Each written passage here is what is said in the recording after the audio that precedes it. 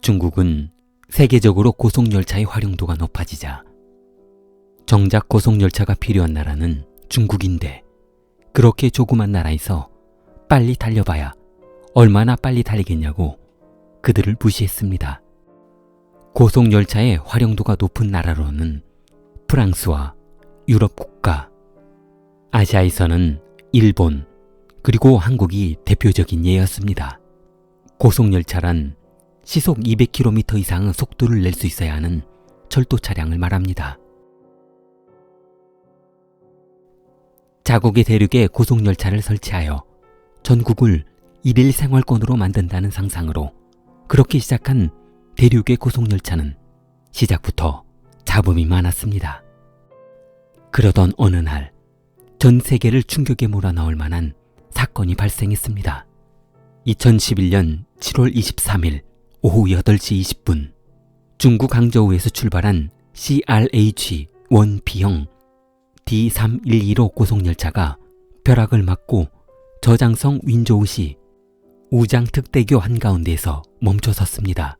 기장은 엔진을 재가동해보려 노력해보았지만 모든 전력이 상실된 터라 철도 구조대의 구조만을 요청하는 방법 말고는 다른 방법이 없었습니다. 또한 지대가 워낙 높은 다리 위에서 사고가 발생했기 때문에 승객을 하차시켜 이동한다는 것도 말도 안 되는 상황이었습니다. 기장은 승객들에게 구조대가 오기 전까지 조금만 참자며 안내방송을 했습니다. 그렇게 10분 정도가 지난 후 구조대를 애타게 기다리던 그들에게 엄청난 사건이 발생합니다.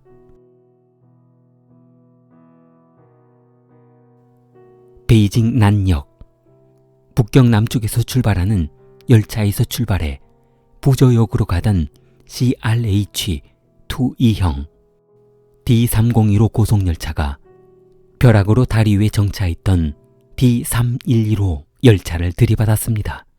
시속 200km의 속력으로 달리던 고속열차의 충격으로 정차했던 D311호 열차 후미의 객차 4량이 탈선했습니다.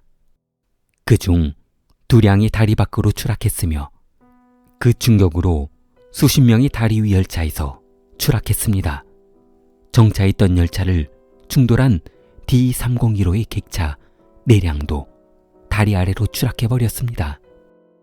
사고 이후 조사 과정에서 D301호 기관사가 시야거리에 들어온 정차해 있는 열차를 확인한 후 열차를 세워보려고 시도를 했으나 열차가 말을 듣지 않아 이런 비참한 사고가 발생했다고 합니다.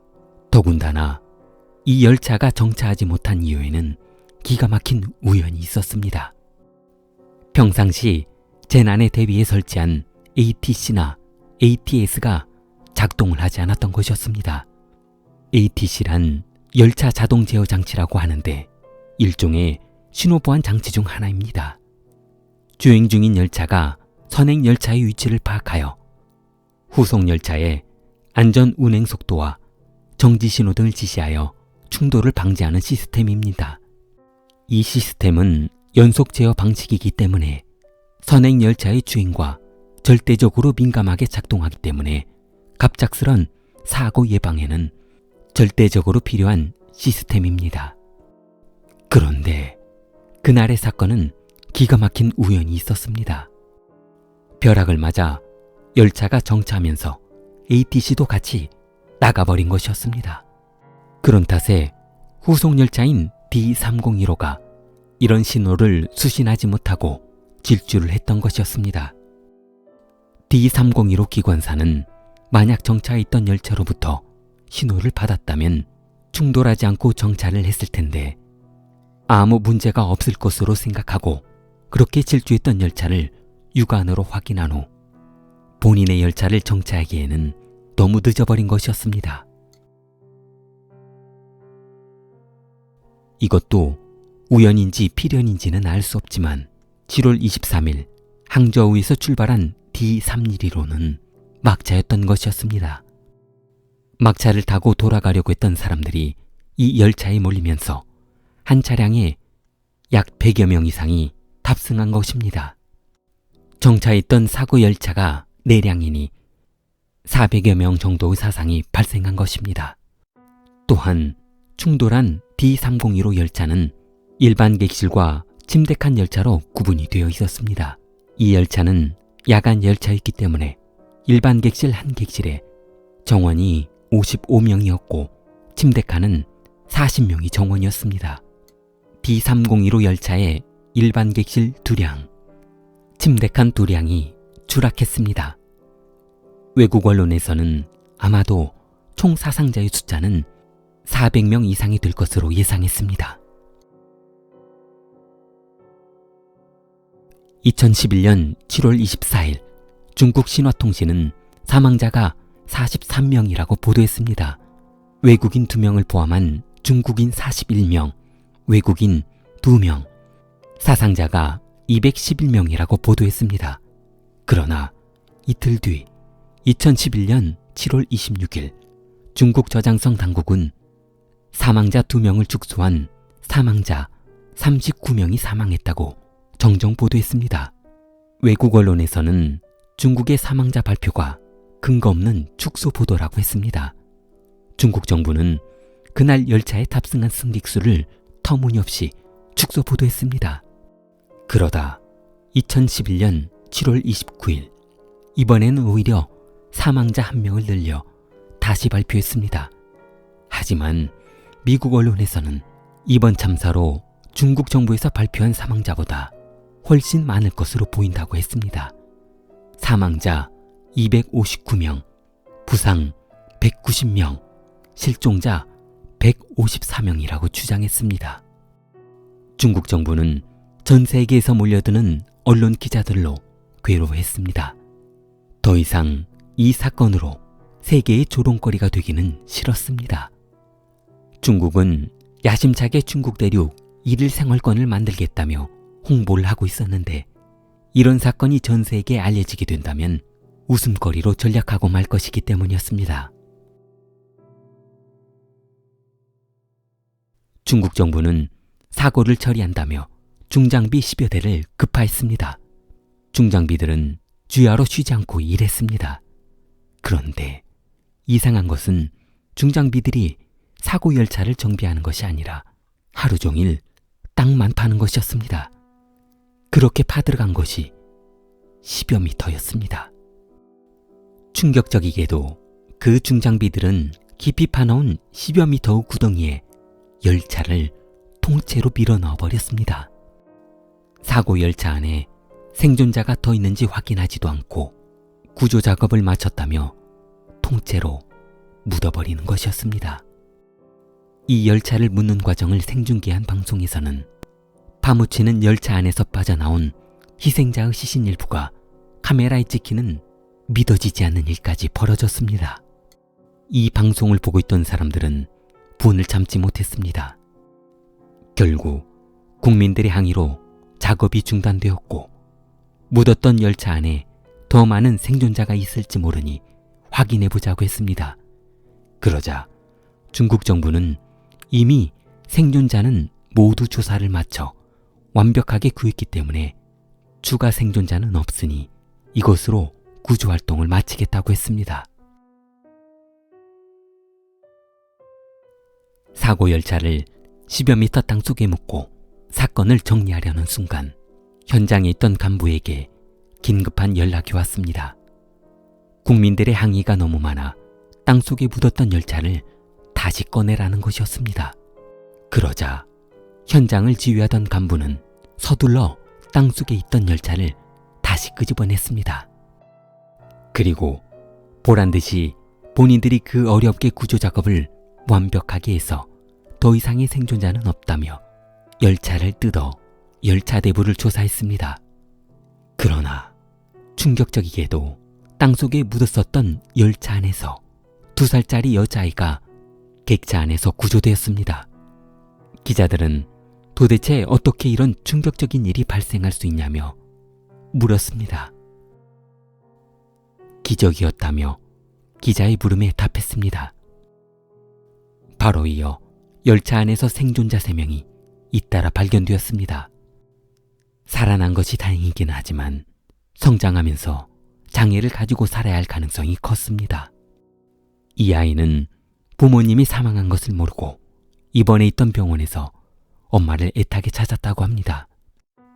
사고 원인을 조사하던 전문가들은 수많은 문제를 제기했습니다. 신호 제어 불통, 철도 보안 장치 등의 문제를 제기했습니다. 중국 정부는 언론에서 이런 부조리를 파고들자 자국 언론 보도를 막았고 인터넷으로 올라온 이 사건의 모든 내용과 기사를 삭제해버렸습니다. 더 심각했던 것은 중국 정부가 변호사들에게 만약 이 사건의 희생자 부모나 유족들에게 상담을 받아 일한다면 불이익을 가할 것이라며 압력을 가했습니다. 2011년 7월 29일 중국 정부는 일방적으로 정한 보상금을 유족들에게 지급하기로 결정했습니다. 중국 정부의 무능과 부패를 신랄하게 드러냈던 사건이었지만 이 사건과 관련된 정부 관계자들은 처벌을 받지 않았습니다. 이 사건의 모든 책임을 상하이 철도국장으로 몰아 파직하며 사건을 종결해버렸습니다.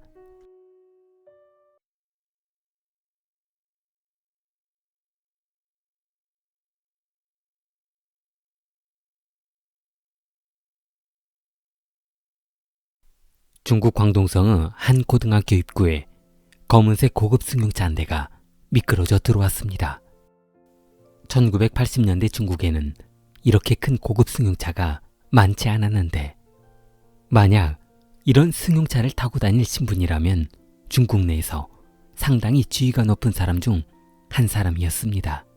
그런데 그런 승용차가 학교에 들어오고 있었습니다. 승용차는 앞을 비키라며 클락션을 울렸습니다.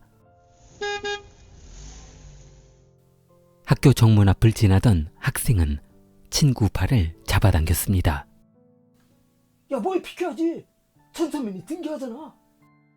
친구는 본인이 무엇을 잘못했는지도 모르면서 검은색 승용차 조수석을 향해 고개를 굽신거렸습니다.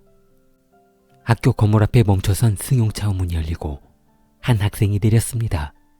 천순민이었습니다. 순민은 광동성 공산당원 도로국장의 아들이었습니다. 순민은 고등학교를 졸업한 후 광저우 유명대학 건축학과에 진학했습니다. 사람들은 그가 토목을 전공한 것도 어찌 보면 아버지의 영향을 이용해 사업을 시작하려는 것이 아닌가 생각했습니다. 아버지가 공산당원이었고 도로국장이었기 때문에 사업하면서 수월하게 입찰권을 따낼 수 있지 않을까 하는 불신이 많았습니다. 중국은 1990년대 개방정책으로 수많은 외국 기업들이 값싼 인력을 노리고 공장을 짓고 있었습니다. 광동성은 중국 최고의 산업단지로 성장하고 있었는데 그 이유는 이미 이전부터 수많은 항만과 항공 그리고 생산 인력이 준비되어 있던 곳이기 때문이었습니다. 인근 지역의 인프라도 구성이 잘 되어 있어 상해나 홍콩, 심천으로 곧바로 이동할 수 있는 고속도로와 철도가 있었기 때문이었습니다. 그렇게 광동성 일대는 개방 시기와 맞물려 경제발전 핵심 지역으로 선정이 되면서 활발한 공단 조성과 택지 개발을 시작하게 되었습니다. 순민은 건설회사 문을 열자마자 대규모 프로젝트를 따내며 승승장구했습니다. 아버지의 도움으로 은행에서 자금을 마련하고 개발 지역을 선점하자 그 사업성에 수많은 사람들은 감탄했습니다. 공산당원 고위 간부 아들로 그 사업 경력은 상당한 스펙을 쌓게 되었습니다. 1990년대 초 그는 어린 나이에 일반 사람들이 평생을 모아도 가질 수 없는 호사를 누리게 되었습니다. 어린 나이에 큰 돈을 만지게 된 순민은 도를 넘어서게 됩니다. 아버지의 권력으로 안 되는 것이 없다는 것을 알게 되었고 다른 사람에게 사정하지 않아도 알아서 입장권을 따올 수 있는 능력이 되자 그 앞에 모든 것이 하찮은 존재였습니다. 순민이 실질적인 공산당원도 아니었고 돈도 많은 것은 아니었지만 아버지의 존재만으로 모든 돈이 되는 택지개발 사업권을 따내고 있었기 때문에 순민에게서 잔돈푼이나 벌 수 있지 않을까 생각하는 사람들이 항상 그 곁에 모여들었습니다. 그러다 보니 순민은 항상 룸사롱이나 술집에서 보내는 시간이 많아졌고 어울리는 사람들도 조직폭력배나 사채업자들처럼 다양한 사람들과 어울리게 되었습니다. 순민은 광동 해안 지역을 개발하는 대규모 프로젝트가 있다는 소문을 지인에게 듣게 되었습니다. 그러나 평소 같으면 아버지에게 이런 소식을 듣고 무난하게 사업권을 따낼 텐데 그 아버지는 이번 사업권에 대해 아무 말도 없었습니다. 아버지, 이번에 저기 광동성 해안지역 택지개발 사업한다면서요? 아버지는 아무 말 없이 신문만 보고 있었습니다. 아버지, 왜 저한테 아무 말 없으셨어요? 뭐 문제 있는 거예요? 규모도 상당히 크다면서요. 아버지는 아들이 재촉하자 입을 열었습니다. 그거는 내가 손댈 건이 아니다. 대규모 국가 사업이고 상당히 큰 건설회사에서 손을 대야 하는 사업이야. 그리고 대규모 자본을 마련해야 하는데 너는 시작한 지 얼마 안 됐으니 좀 더 경력을 쌓고 그때 이런 사업에 다시 뛰어들거라. 아들은 아버지의 말을 듣고 상당히 기분 나빴습니다. 살면서 누가 본인에게 충고하거나 듣기 싫은 소리를 한 적이 없었기 때문이었습니다.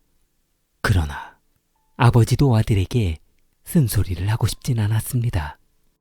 만약 이번 프로젝트가 잘못되기라도 한다면 본인에게 문제가 생길 수 있기 때문이었습니다. 자본력도 없고 시공력도 터무니없는 건설회사에 사업을 맡겼다며 잘못됐다가는 그 자리에서 내려올 수 있었기 때문이었습니다. 순민은 아버지와 면담을 마치고 투덜대며 집을 나왔습니다. 형, 제가 이번 입찰권 때문에 그러는데요. 돈 좀 융통해줘야겠어요. 순민은 그동안 룸사롱에서 사귀었던 사채업자에게 급전을 부탁했습니다. 야, 네가 돈이 다 필요할 때가 있어? 너는 평생 돈 부탁 같은 거 안 하고 살 것 같은데. 이번에 워낙 큰 사업이 있어서 꼭 이거 따내야 되거든요. 자본금이 터무니없이 부족해서 여기저기 부탁하고 있어요. 순민은 대규모 자금을 마련하느라 그동안 모아둔 돈과 대출을 받았는데 그것으로도 부족했던 것이었습니다. 여기저기에서 돈을 모아봤지만 자본금은 여전히 부족했습니다. 순민은 대학 동기 몇 명을 불렀습니다. 호텔 레스토랑에 모인 친구들에게 속마음을 털어놓았습니다. 그러자 내가 그렇게 찔끔찔끔 돈 구하러 다니다가 이미지만 안 좋아져. 빌리려면 어디에서 한 방에 해결해야지. 그러다 은행에 소문 들어가면 대출도 안 해준단 말이야. 친구 말을 듣고 있던 순민은 그럼 뭐 나라고 이러고 싶겠어. 방법이 없으니까 그렇지. 그 사업권만 따내면 건설업계 순위도 엄청 올라갈 텐데. 이대로 놓칠 순 없잖아. 아버지 있을 때 따내버려야지.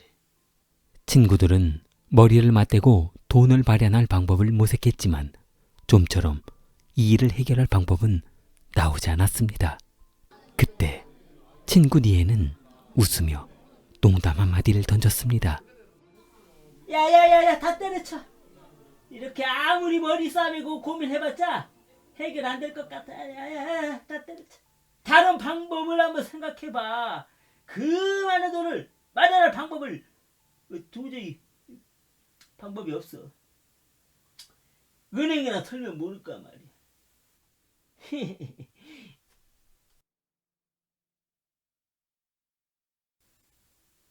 은행?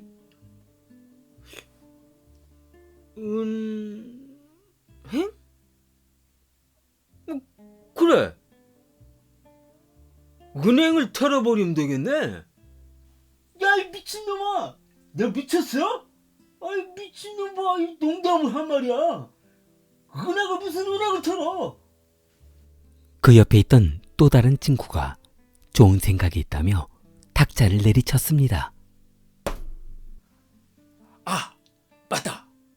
내 선배 중에 공민은행 부지점장 있거든. 야, 그래서? 아이, 그래서는 뭐가 그래서야. 그 은행에서 현금 지급기에 돈을 넣어두려고 아침마다 돈을 잔뜩 싣고 그 근처를 돌더라고. 전에 은행에 놀러 갔다가 보니까 돈이 상당히 많이 실리더라고. 봉슈에는 선배는 같은 학교 선배로 해외에 거액을 송금하거나 금고일을 맡아보고 있어 은행에서 벌어지는 일들을 모두 알고 있다고 했습니다. 순미는 친구들과 함께 현금 수송 차량을 털기로 했습니다. 친구들과 선배는 현금 수송 차량 이동 경로를 파악했고 차량에 탑승할 경비원 수 그리고 금액 조사를 마쳤습니다. 모든 준비가 완벽했던 그때 그런데 현금 수송 차량을 어떻게 털어? 그 사람들이 차 금고문 열어달라고 하면 막 열어줘? 뭐가 있어야 할 거 아니야.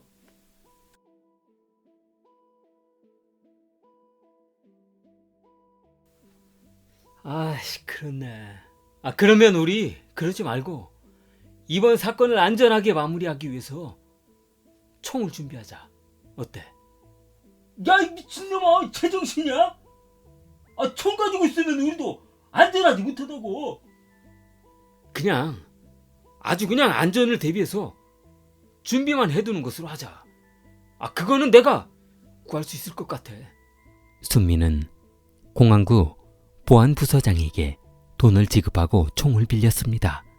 일반인이라면 총기를 구입하는 것은 꿈도 꿀 수 없는 일이었으나 아버지의 후광으로 이런 일쯤은 아무것도 아니었습니다.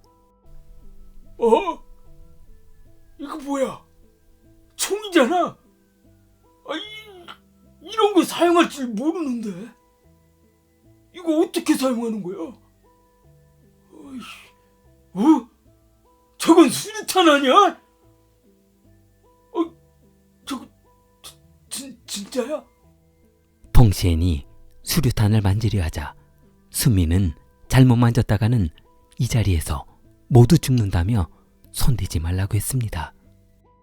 우와, 빽 좋은 사람 역시 달라도 너무 다르구나. 순미는 전직 특수부대 군인 4명을 섭외해 두었습니다. 물론 돈을 턴 후 상당한 금액을 지불하는 조건이었습니다. 현금 수송 차량이 그들이 준비하고 있는 사거리를 향해 다가왔습니다. 모서리에서 준비하고 있던 특수부대 대원은 머뭇거리지 않고 차량 앞으로 튀어나갔습니다. 총구를 현금 수송차에 겨누며 타세요! 움직이면 쏜다. 그때 차 안에 있던 보안원 중 한 사람이 총을 집어들기 위해 숙였습니다. 그러자 대원 4명 중 한 사람이 보안원을 그 자리에서 총을 쏴 죽여버렸습니다. 겁에 질린 운전수는 살려주세요, 목사님. 있는 거 다 드릴게요. 금고열어. 트렁크 열라고 해. 빨리. 가만히 있어. 빨리 열라고, 빨리. 버리는 거야. 대원들은 보안원을 차 밖으로 밀어내며 현금 수송차를 강탈에 도주했습니다. 도로 한쪽에 사망한 보안원 1명과 운전수 1명을 차에서 밀어 떨어뜨렸습니다. 차량을 강탈한 5명은 현장에서 약 20km 떨어진 순도룬자오로 이동한 다음 차량을 버리고 돈을 챙겨 도주했습니다. 안전한 곳으로 도망친 그들은 그 안에 들어있던 현금을 보는 순간 충격을 받았습니다. 이게 도대체 얼마야? 차 안에는 현금 50억이 실려 있었습니다. 중국인 민폐 30억, 홍콩 달러 20억, 그들은 생전 처음 보는 장관에 정신을 잃었습니다.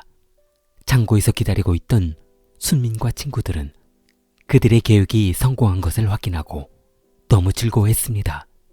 특수대원들에게 약속한 금액을 지급해주고 보안과장에게 돈을 주고 빌렸던 권총을 회수하려는 순간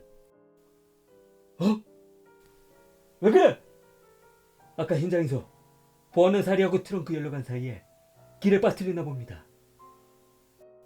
또 다른 대원은 매우 놀라며 총기마다 일련 번호가 있어서 어느 부서에서 반출되었는지 금방 알 텐데 우리는 얼른 중국을 뜨자.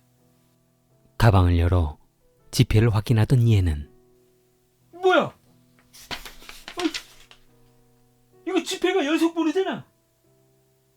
아이, 이거 막 중앙은행에서 발급한 것 같은데 이거 사용해 있다가는 바로 꼬리가 잡히겠어. 버리자. 특수대원 4명과 천순민, 그 친구 니에는 쓸만한 돈을 챙겨 다음날 새벽 첫 비행기로 미얀마로 도망쳤습니다. 경찰은 현금 수송 차량 도난 장소에서 풀숲에 빠져있는 권총을 발견하고 권총이 반출된 공안국을 압수수색했습니다. 그러자 부국장이 반출한 사실을 알게 되었고 경찰은 부국장 허용신을 검거하러 갔습니다.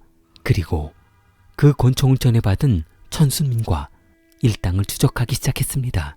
그러나 순민에게 미리 연락을 받은 허용신은 도주에서 없었고 사건이 발생한 6개월이 지난 후에서야 아주 외진 곳 모텔에 숨어있는 그를 잡을 수 있었습니다. 그를 검거하는 데만 경찰 3,500명, 특수경찰 400명의 경찰 인력을 소비했다고 합니다. 공안국 부국장 허용신이 검거되면서 사건은 순조롭게 처리되는가 했습니다. 경찰은 허용신에게 협조하면 감형을 약속하며 그를 설득했습니다. 그 약속 꼭 지키셔야 합니다. 이 양반이 속고만 살았나? 내가 꼭 약속 지켜준다니까.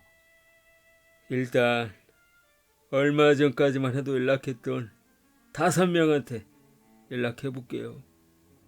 경찰은 허용신의 협조로 그 일당 5명을 검거했습니다. 그들을 검거하면서 용의자의 집, 그리고 친척 집과 동굴 속에 숨겨두었던 대부분의 현금을 회수했습니다. 그러나 주범인 순민과 그 친구 니에는 검거할 수 없었습니다.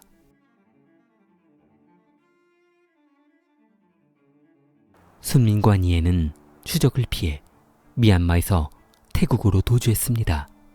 태국은 호적에 오르지 않은 사람이 많아 신분증 확인도 안 하기 때문에 비교적 잡히지 않을 것 같아 안전하다고 생각했습니다. 그러나 두 사람의 도주는 시간이 지날수록 지쳐갔습니다. 돈은 도주하느라 생활비로 흥청망청 써버려서 돈이라고는 남아있지 않았습니다. 그러자 첸군이에는 수민아, 우리 그냥 중국으로 돌아가자. 너무 힘들고 괴로워. 두 사람은 중국 시골로 미륵국해 들어와 살았고 조그만 타일 가게를 차리고 생활했습니다. 순미는 타일 가게에서 양원준이라는 아가씨를 알게 되었고 두 사람은 그 와중에 사랑의 감정이 싹트게 되었습니다. 순미는 그녀와 결혼했고 그녀는 그녀 고향 운남성에 가서 사업을 해보는 것은 어떠냐며 남편을 설득했습니다. 그러자 순미는 그녀를 따라 운남성으로 떠났고 운남성에서 타일 가게를 열어 장사를 하던 수미는 뜻밖의 건설 수주를 부탁받아 건물을 짓게 되었는데 또다시 돈이 필요했던 수미는 부인의 처남에게 돈을 부탁해 돈을 마련한 후 사업에 성공했습니다. 그러자 얼마 후 처남은 매형에게 고맙다며 고급 승용차를 선물하려 했습니다. 그런데 누군가 사무실 문을 두드렸습니다.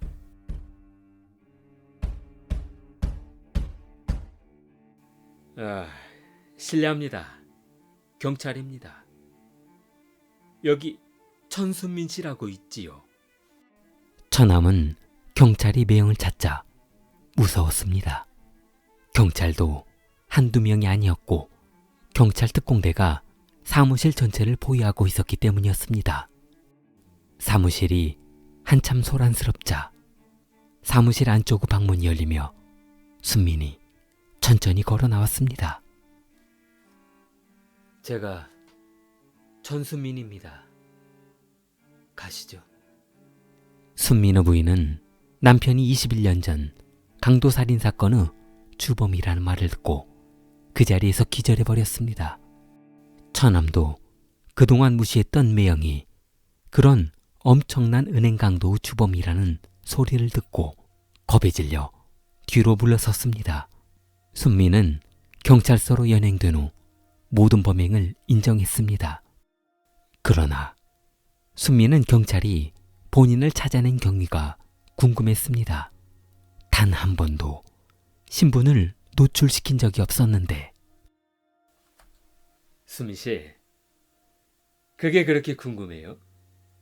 우리가 당신을 어떻게 21년 만에 찾았는지. 당신 친구 니엔 씨 있죠? 당신은 장가 간다고 운남성으로 도망가 버리고 친구는 거기 있었잖아요. 그 친구 암 판정 받았어요. 죽기 전에 가족 얼굴 한번 본다고 자수했어요. 그래서 당신이 이곳에 있는 것도 알게 된 거고요. 2017년 1월 6일 순민은 광주 구치소로 이감되었고 2018년 10월 사형을 선고받았습니다. 좋아요, 구독 부탁합니다. 킬리였습니다.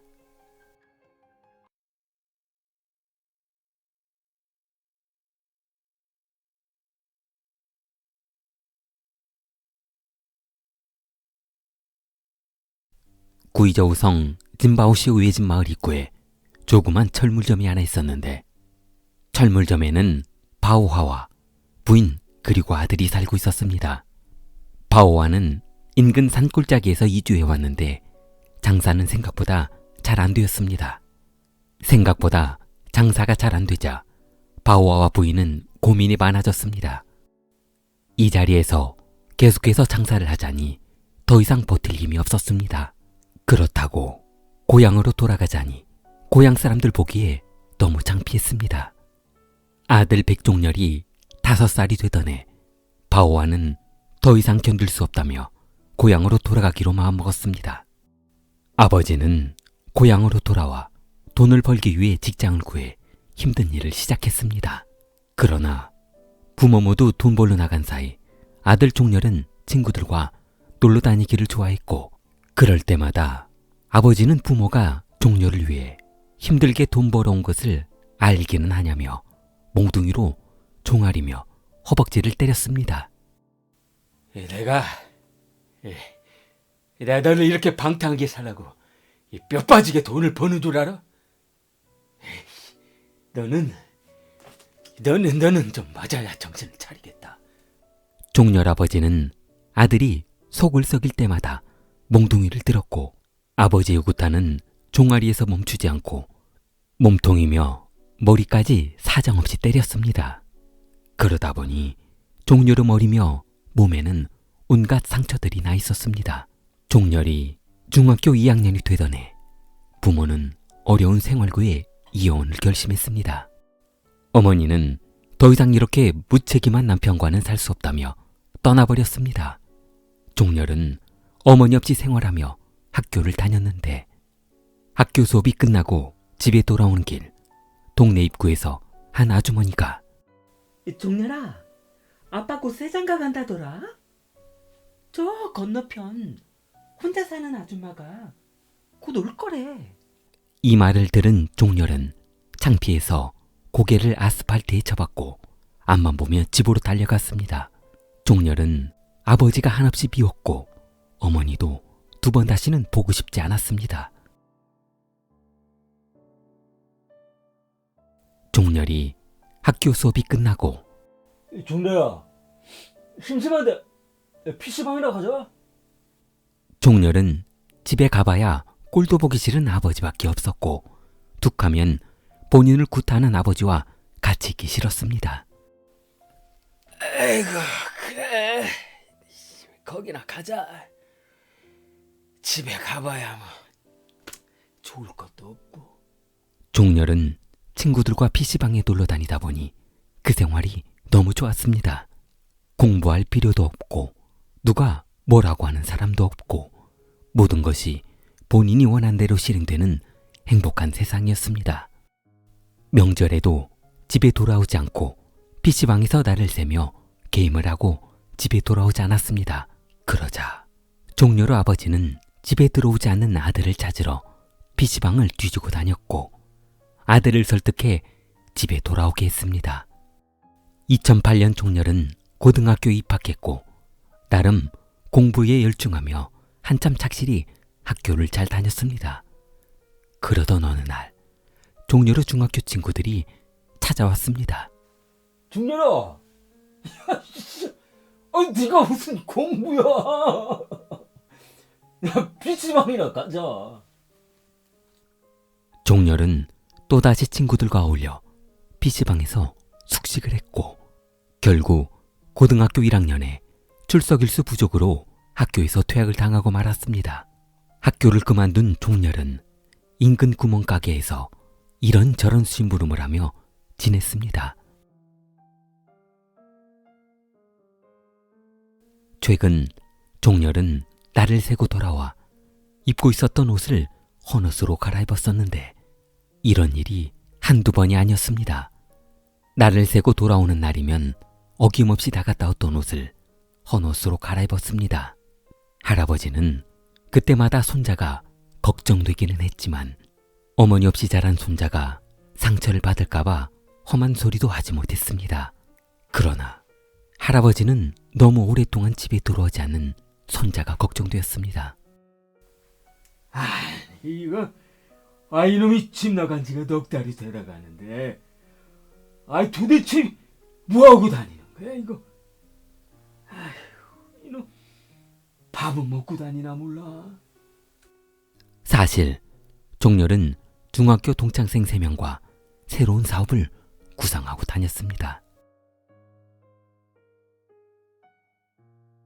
2010년 7월 9일 오후 10시 한적한 길거리에서 소년 2명이 주위를 두리번거리며 택시를 기다리고 있었습니다. 한참을 기다리던 소년 앞으로 택시가 다가갔고 아저씨, 나는 플라워요. 타세요. 소년 한 명은 주위를 두리번거리며 택시에 올라탔고 택시기사는 학생을 태우고 목적지로 출발했습니다. 그러나 목적지에 다다르자 손님은 집에 걸어가기가 힘드니 더 안쪽으로 들어가 달라며 아저씨, 저 집까지 걸어가려면 무서워요. 조금만 더 이쪽으로 들어가 주세요. 차비는 제가 더 드릴게요. 택시기사는 인적이 없는 곳이라 조금 무섭기는 했지만 손님이 요금을 더 준다고 하니 조금 더 깊이 들어가 주었습니다. 그때 종렬은 택시기사 목에 칼을 들이대며 가만히 있어. 그렇게 잘못 움직이면 가족 영영 못 보낼 수가 있어. 두 사람은 택시기사에게 가진 돈을 모두 내놓지 않으면 죽이겠다고 협박했습니다. 목에 칼이 들어오자 택시기사 양씨는 겁이 났지만 하루 종일 번 돈을 허무하게 빼앗기고 싶지는 않았습니다.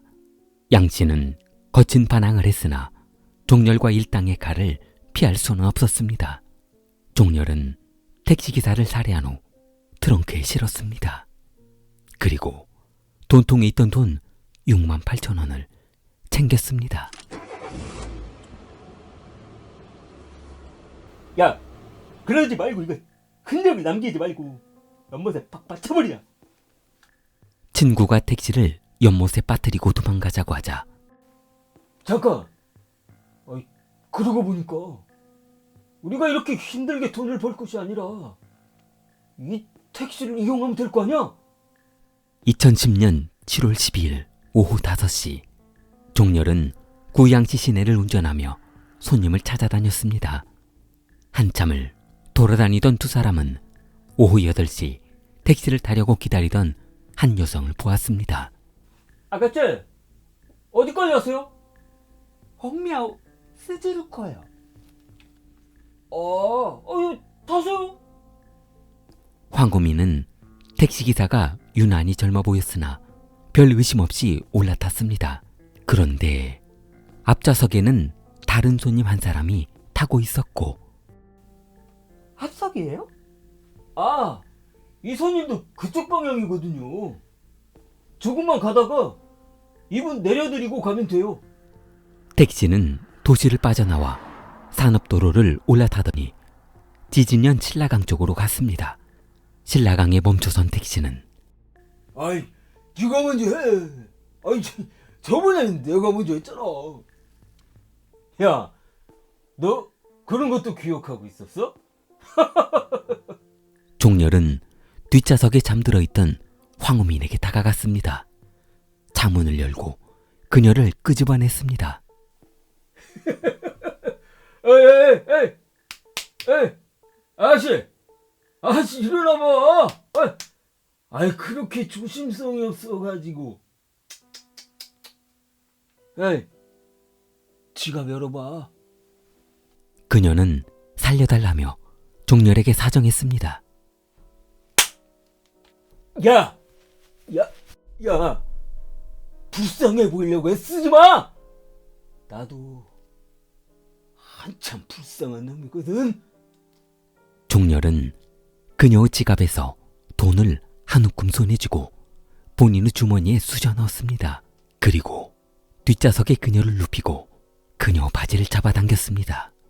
일을 마친 허준과 종렬은 다리 위에서 10여 미터 아래로 사지를 묶어둔 그녀를 밀어버렸습니다. 2010년 7월 15일 오전 9시, 허준은 또 다른 친구 장사호와 함께 구양시 윈야구 병원 인근에서 손님을 태우려고 대기하고 있던 나이 먹은 택시기사 차를 타고 디자이촌으로 향했습니다. 목적지에 도착하자 두 사람은 또다시 택시기사 허씨를 살해하고 한화 약 20만 원을 뺏어갔습니다. 2010년 7월 20일 구양시 8중학교 인근에서 강도지들에서 빼앗은 택시를 이용해 탑승한 좌우양 21세를 외딴 곳으로 끌고 가 현금을 빼앗고 폭행한 후 살해했습니다. 그렇게 종렬은 친구들 4명과 유사한 범죄를 계속했습니다. 2010년 7월 22일 아침, 훔친 오토바이를 이용해 불법 택시 영업을 하던 중 샤오를 야산으로 끌고 가 핸드폰과 금품을 빼앗고 살해했습니다. 2010년 7월 25일 종렬은 친구 유향엔과 구이실 호텔 앞에 택시를 기다리고 있던 정유순을 본인들의 택시에 태워 숲속으로 끌고 가 현금 500위안, 신용카드와 휴대전화 등을 빼앗고 살해했습니다. 그들은 25일까지 총 9명을 살해하고 19만 위안, 한화 약 3천여만 원의 현금과 금품을 빼앗았습니다. 그러나 5명이 똑같이 고생해서 돈을 빼앗았는데 분배하는 과정에서 종렬과 친한 친구들에게는 배분을 많이 해주고 본인에게는 유독 적게 배분해주자 유향원은 기분이 나빠 참을 수 없었습니다. 너무하는 거 아니야? 일은 똑같이 했는데 너희들은 더 갖고 왜 나는 이거밖에 안 줘? 네가 할 일이 멀다고 큰 소리야. 주는 대로 받아. 그 돈도 확 뺏어버릴까 보다. 향연은 그렇다면 혼자만 이런 정신적인 고통을 당할 수 없다며 경찰에 자수할 테니 너희도 한번 당해보라며 마음속으로 다짐했습니다. 다음날 향연은 경찰에 자수했습니다.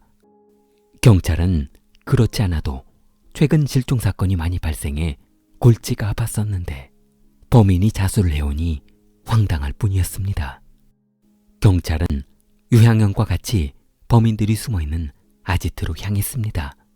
2010년 8월 2일 경찰은 현장에서 5명을 모두 검거했고 5명 모두 경찰서 조사실에서 살인 혐의에 대한 조사를 받았습니다. 종렬과 일당들은 모두 범죄를 인정했습니다. 사망자 가족들은 살인범들이 너무도 잔인하게 무고한 시민들을 살해한 점과 전혀 반성하고 있지 않은 점에 분노했습니다. 사망자 가족들은 법원에 살인자들에 대한 엄중한 처벌을 호소했습니다. 언론에서도 이 살인범들의 재판 결과에 주목하고 있었습니다. 그러나 사망자 가족은 황당한 경찰의 보고를 들어야만 했습니다.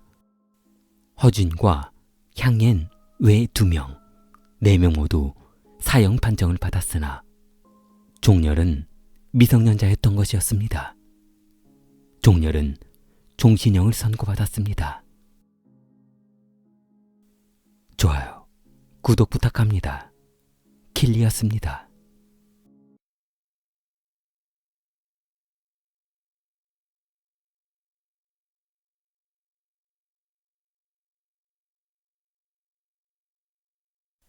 (2020년 7월 8일) 새벽 4시경 한 남성이 침대에 머리를 쳐박고 살해된 채 발견되었습니다.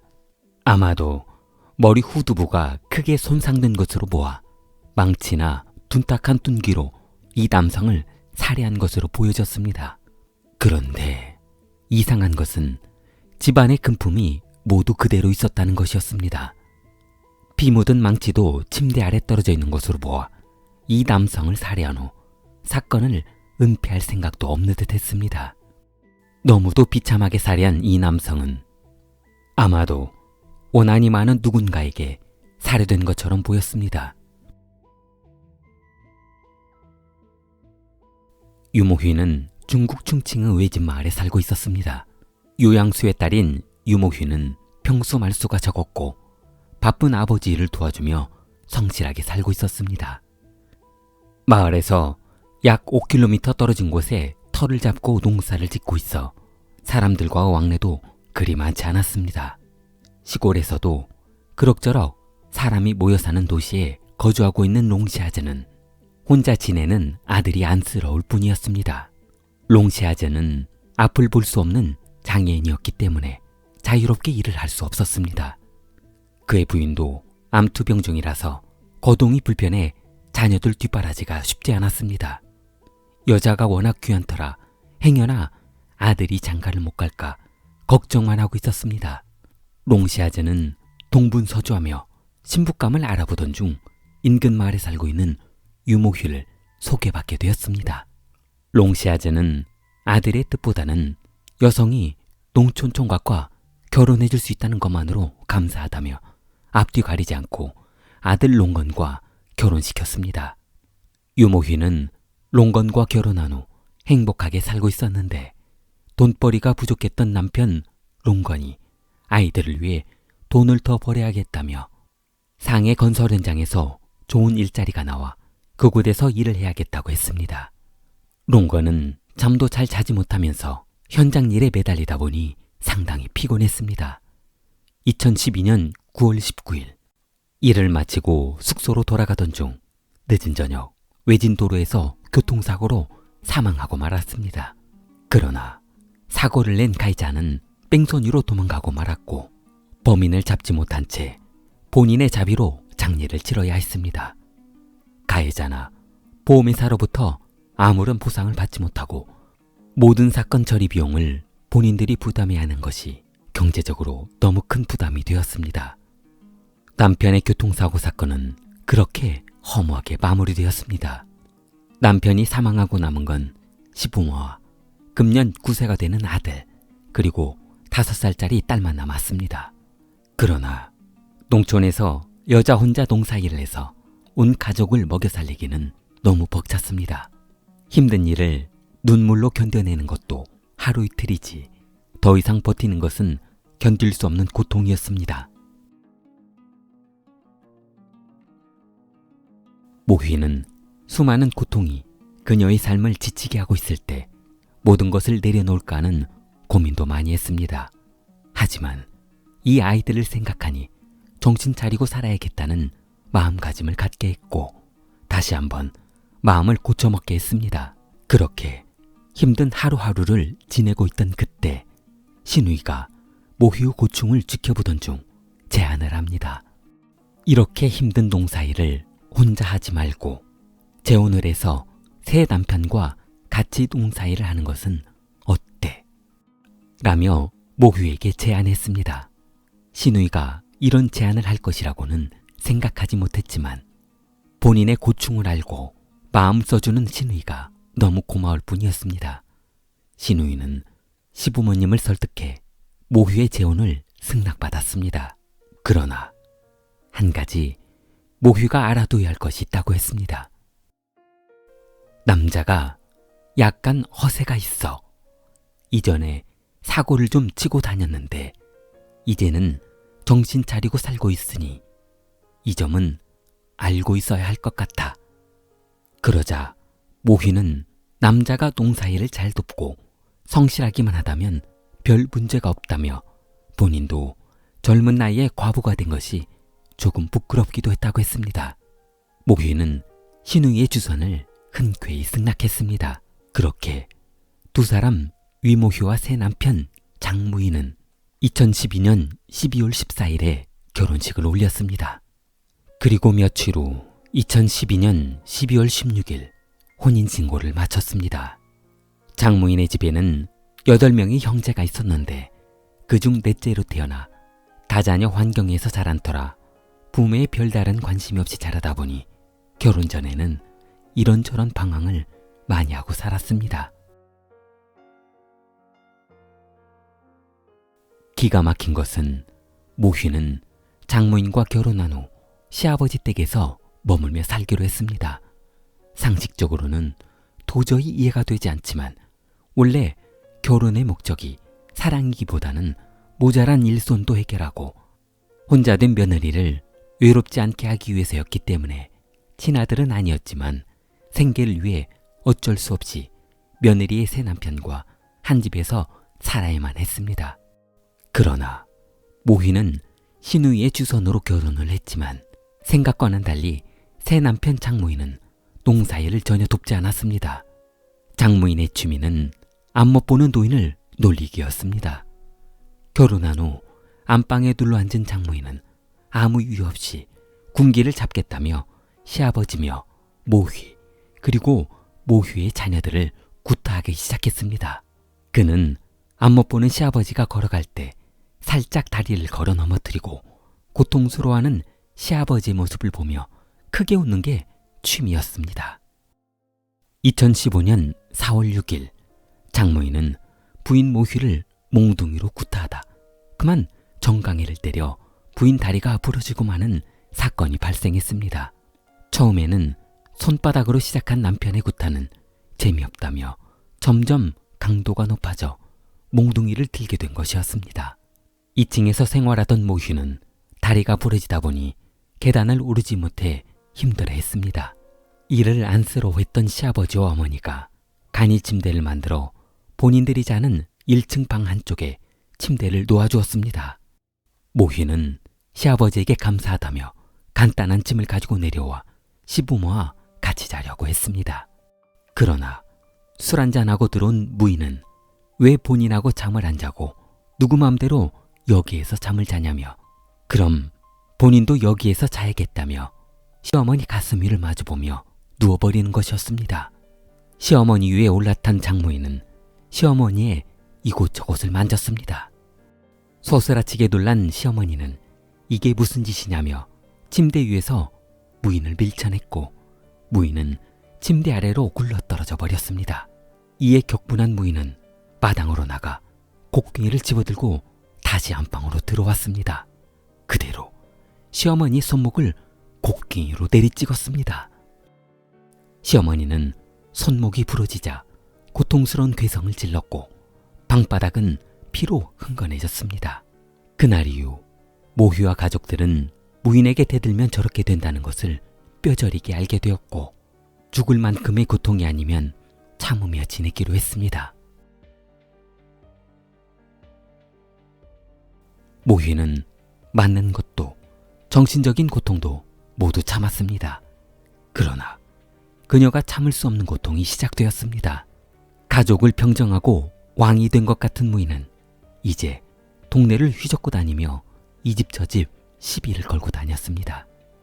이미 뒷집 아주머니는 무인에게 호되게 당해 두 번 다시는 상종하기 싫다며 고개를 절레절레 흔들었습니다. 그러던 어느 날 2019년 8월 무더위가 한참 기승을 부리던 여름, 막내딸 롱펑샤오는 방학을 했던 터라 집에서 쉬고 있었습니다. 마을은 한참 농작물 수매 기간이라서 농사일에 바빴고 어머니 모휘는 농작물을 훔쳐가는 도둑놈들이 극성인 터라 저녁에 농산물을 지켜야 하기 때문에 오두막에서 잠을 자야 해서 집에 들어오지 않았습니다. 그날 저녁 새아버지 장모인은 딸 롱펑샤오 방으로 들어갔습니다. 다음 날 아침 농산물을 지키느라 한숨도 자지 못한 모휘는 피곤한 몰골로 집으로 돌아왔습니다.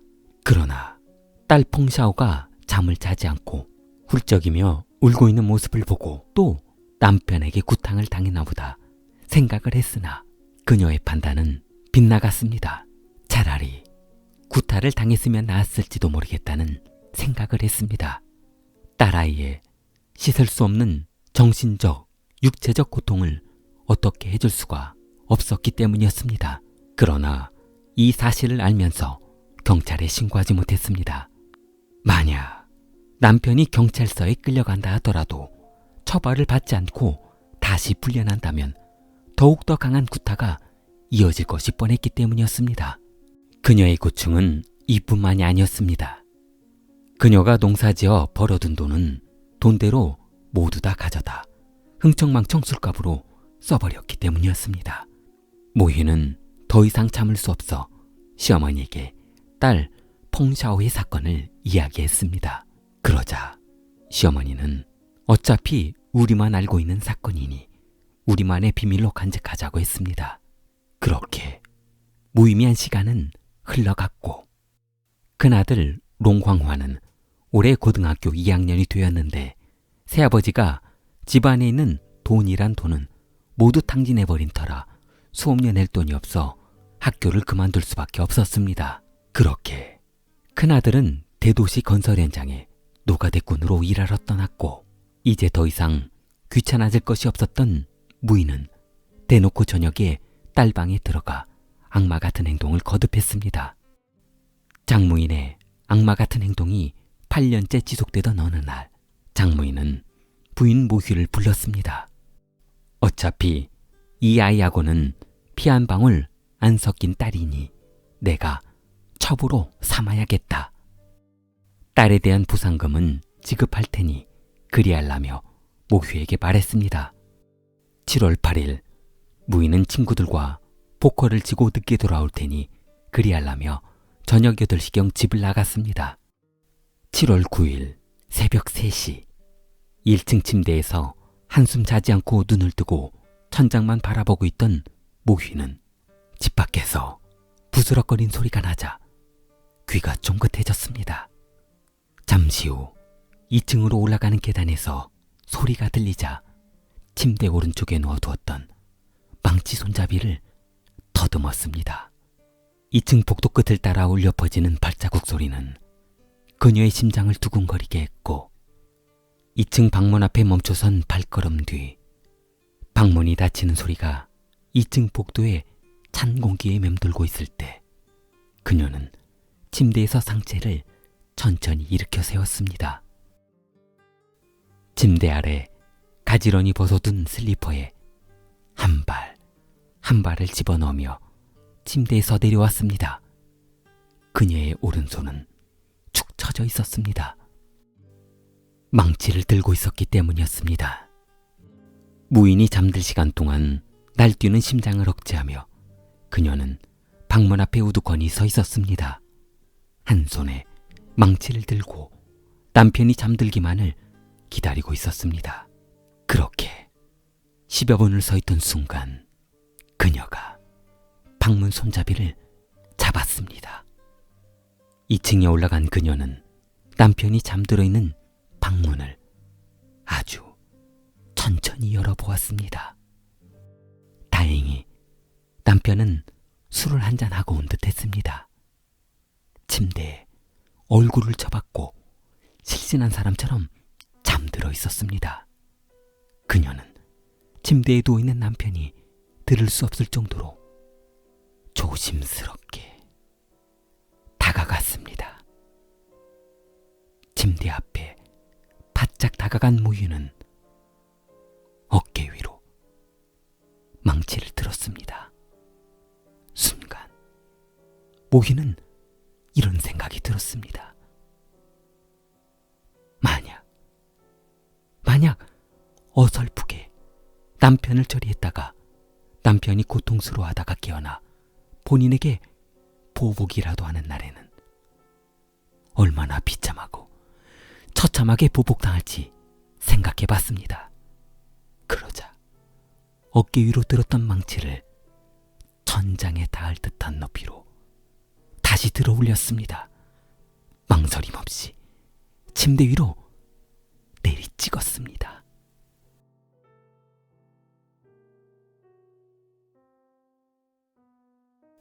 다음 날 아침 피범벅이 된 모휴는 이장을 찾아갔습니다. 모휴는 어쩌녁 벌어진 사실을 모두 이장에게 알렸고 이장은 경찰에 신고했습니다. 몇 분 뒤 경찰이 현장에 출동했고 너무도 비참한 범행 현장을 지켜보던 경찰은 아마 사연이 있을 것이라고 판단하고 남편을 살해한 부인 모휴를 불러 조사하기 시작했습니다. 7월 10일 모휴는 살인 혐의로 경찰에 구속되었습니다. 7월 23일 양핀경찰서에 구금되어 자세한 조사를 받기 시작했습니다. 법원은 모휴가 남편을 살해한 것을 모두 인정하고 있고 살해 후 도주하거나 은닉하려 하지 않았고 사건 발생 즉시 자수한 점 그리고 탄원서를 제출한 마을 주민 1000여 명의 내용을 검토한 결과 그동안 남편 장모인이 가족 모두에게 폭력을 행사한 점 그리고 어린 딸에게 평생 지울 수 없는 상처를 주었다는 점을 감안해 판결했습니다. 심한 가정폭력과 신체적, 정신적 피해를 해결할 방법을 찾지 못하며 극심한 정신적 고통으로 발생한 최악의 사건으로 판단해 그녀에게 징역 3년, 집행유예 3년의 판결을 내렸습니다. 좋아요, 구독 부탁합니다. 킬리였습니다.